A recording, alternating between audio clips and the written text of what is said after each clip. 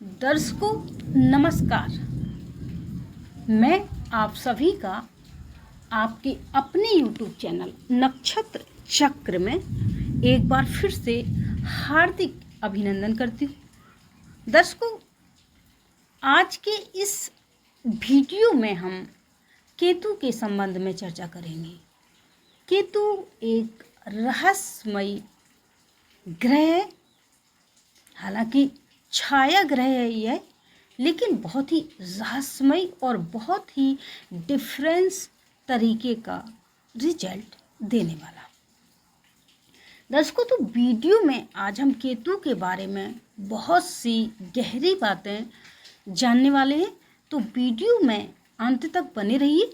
और यदि आप चैनल पर पहली बार विजिट कर रहे हैं तो चैनल को सब्सक्राइब कर लीजिए और बेल आइकन को भी पुश कर लीजिए, ताकि मेरे आगे आने वाले एस्ट्रोलॉजिकल वीडियोज की नोटिफिकेशन आपको समय से मिल सके। दर्शकों, केतु एक ऐसा ग्रह है जो डिटैचमेंट देता है। जी हाँ, डिटैचमेंट के लिए केतु को जाना जाता है। अब केतु करेगा क्या? केतु जिस भी भाव में बैठेगा, जी हाँ, जिस भी भाव में बैठेगा उस भाव के जो कारतत्व होंगे, उस भाव से रिलेटेड जो हमें फल प्राप्त होने होते हैं, उनसे यह हमें डिटैचमेंट करवाता है। ऐसा नहीं है कि उस भाव के फल नहीं मिलेंगे, लेकिन डिटैचमेंट का मतलब होता है फल कोई भी हमारे सामने हो, हमें उनसे लगाव नहीं रहेगा, हमें उनकी इच्छा नहीं रहेगी। ये होता है केतु। तो आज की इस वीडियो में हम यही चर्चा करेंगे कि केतु सभी 12 भावों में बैठ करके किस प्रकार से रिजल्ट देगा। तो सबसे पहले हम बात कर लेते हैं फर्स्ट हाउस की। जी हाँ, पहला घर, लग्न भी जिसे कहते हैं, लग्न भाव, प्रथम भाव। यदि केतु प्रथम भाव में होगा तो क्या होगा? तो दर्शकों, यदि किसी का भी केतु जनरली आप देखेंगे फर्स्ट हाउस में बैठा होगा, तो वह उस व्यक्ति को सबसे पहले तो बहुत ही ज़्यादा इमोशनल बना देता है। जी हाँ, ऐसा व्यक्ति इमोशनल होता है, हमेशा दिल की बात करता है। अब दिल की बात इसलिए करता है कि जैसे कि कहा है केतु के पास धड़ है, सर नहीं है, तो ये भी रीज़न हो सकता है कि वह हमेशा दिल की बात करता है। और ऐसे लोग सलाह भी हमेशा जिसको भी देंगे दिल से देंगे, और ऐसे लोगों की सलाह भी आपके काम बना देती है। इसके अलावा केतु जो लग्न में होता है वह बहुत कंफ्यूज्ड व्यक्ति रहते हैं। जी हाँ, उन्हें एक भ्रम की स्थिति में ऐसा केतु डाले हुए रहता है, और ये जो भ्रम होता है उन्हें अपनी ही पहचान को लेकर के होता है। अर्थात वह यह मानने को ही तैयार नहीं होते हैं कि वह जो हैं यही उनका रियल अस्तित्व है, या ये फिजिकल बॉडी ही यही ट्रू है।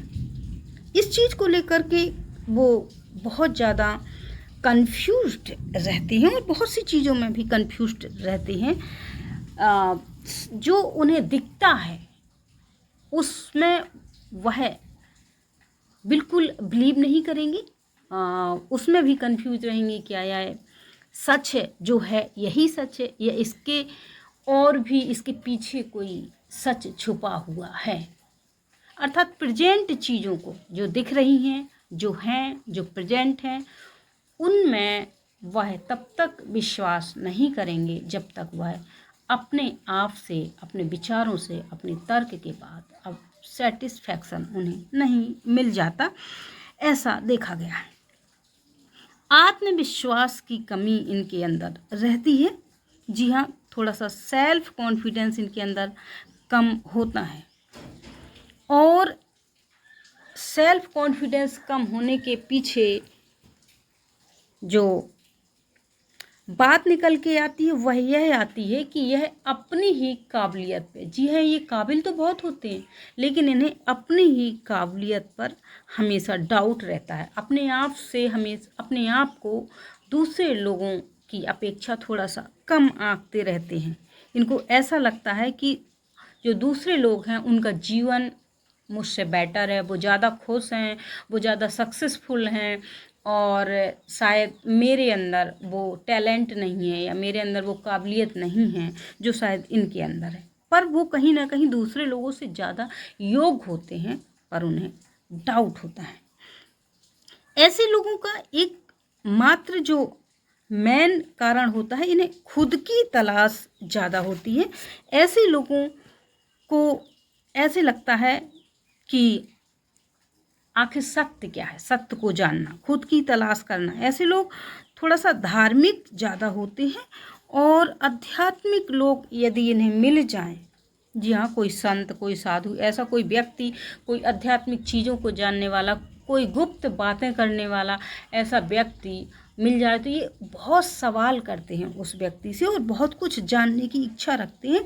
इन्हें तंत्र मंत्र, गुप्त चीज़ों, साधना और ऐसे विषयों में ज़्यादा रुचि होती है। ज्योतिष में भी रुचि ऐसे लोगों को होती है, अर्थात गुप्त और गूढ़ ज्ञान को जानने की इनके अंदर बहुत प्रबल इच्छा इनके अंदर देखी गई है, जिनका भी लग्न में केतु होता है। इसके अलावा ऐसे जो व्यक्ति होते हैं, इनकी सबसे बड़ी जो जीवन की तलाश होती है वो है खुद को जानना, खुद के अस्तित्व की खोज, खुद की खोज। जी हाँ, और हालांकि इनके अंदर एक चीज़ और होती है कि थोड़ा सा भी इनके जीवन में यदि इनको कष्ट मिलता है तो ये कष्ट इनको बहुत डीप इफेक्ट करता है। लग्न का केतु ऐसा होता है कि आपके पास कितना भी धन वैभव होगा, लेकिन आप संतुष्ट नहीं होंगे उससे। डिटैचमेंट, वही वर्ड आ गया ना, कि आपके पास कुछ भी हो लेकिन कुछ ना कुछ कमी लगता है कि नहीं, ये नहीं चाहिए था, कुछ और चाहिए मुझे। कुछ खोजी प्रवृत्ति, कुछ तलाश, क्या इनको पता नहीं होता, इसलिए ये खुद ही कंफ्यूज्ड रहते हैं। इनके अंदर महत्वाकांक्षा की कमी होती है। महत्वाकांक्षा की कमी होने का कारण यह है कि ये भौतिक जो चीज़ें होते हैं उनको ये सत्य है, ये निरर्थक है, या ये सत्य, ये मानते ही नहीं है।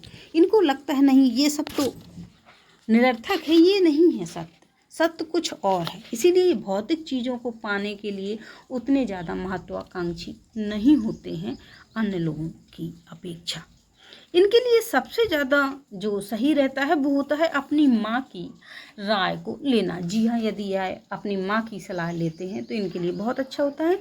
लग्न का केतु एक चीज़ और देता है, जो पारिवारिक जीवन होता है उसमें भी सेपरेशन कभी कभी दे देता है। जी हाँ, इनका पारिवारिक जीवन उतना सुखमय नहीं होता है, क्योंकि लग्न से सप्तम भाव, वैवाहिक जो विवाह का भाव है वो भी, उस पर भी इसकी दृष्टि है, तो यहाँ भी यह अलगाव की चीज़ें दे देता है। 48 ईयर की एज के बाद केतु का प्रभाव बहुत ज़्यादा दिखता है, और ऐसे लोग 48 ईयर के बाद में अपने वैवाहिक जीवन से, अपने पारिवारिक जीवन से, भौतिक जीवन से, सामाजिक जीवन से कटने लगते हैं। इन्हें लोगों में इतनी ज़्यादा रुचि और भोग विषयों में भी इतनी ज़्यादा रुचि नहीं रहती है।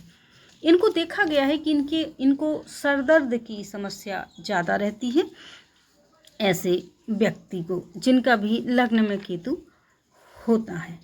उत्साह की कमी भी इनके अंदर देखी गई है। धीरे धीरे इनके अंदर जो चेहरे की इनकी मुस्कुराहट होती है वह भी कम हो जाती है, क्योंकि ये बहुत सीरियस हो जाते हैं। इनके अंदर उत्साह की कमी हो जाती है, इनको जीवन के प्रति नीरसता दिखाई देने लगती है।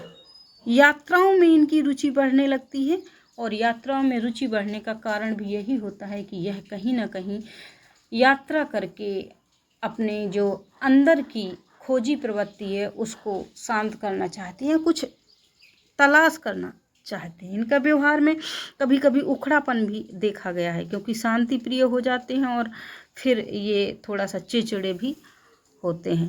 इनके पारिवारिक जीवन में, जैसा कि मैंने कहा है, पारिवारिक जीवन, वैवाहिक जीवन में भी इनके समस्याएं आती हैं। हालांकि ऐसा नहीं है कि प्रत्येक कुंडली में यही केतु रिजल्ट देगा। ये मैंने कॉमन फल बताए हुए हैं। केतु शुभ फल भी देता है अगर वह शुभ ग्रह के प्रभाव में हो। शुभ ग्रह बहुत ही स्ट्रांग और बलवान होकर के, पॉजिटिव होकर के, या तो इसके साथ बैठा है या यह उससे दृष्ट है। डिग्री वाइज पॉजिटिव ग्रह इससे स्ट्रांग है, तो ये बहुत ही शुभ फल दे देता है लग्न का केतु। लेकिन इसका जो स्वभाव डिटैचमेंट देना, डिटैचमेंट तो रहेगा। जब जब इसकी दशा अंतरदशा आएगी तो ये अपनी छाप छोड़ेगा, ये अपना प्रभाव अवश्य छोड़ेगा। तो दर्शकों, आज की इस वीडियो में हमने चर्चा की है केतु के लग्न में बैठने पर क्या रिजल्ट मिलते हैं। हालांकि मैं 12 भावों में प्रभाव बताने वाली थी, लेकिन वीडियो बहुत लंबा हो जाएगा, इसीलिए आज की इस वीडियो में मैंने लग्न में बैठे हुए केतु का इफेक्ट बताया है। और जिनका भी लग्न में केतु होगा और यदि उनको ऐसे इफेक्ट, ऐसा रिजल्ट मिल रहा है, तो कमेंट बॉक्स में लिखना मत भूलिएगा। आपकी फीडबैक हमें बहुत कॉन्फिडेंस देती है, हमें बहुत सपोर्ट देती है। और यदि आपको वीडियो अच्छा लगा हो तो चैनल को शेयर ज़रूर कर लीजिएगा और वीडियो को भी लाइक कर दीजिए, शेयर कर दीजिए।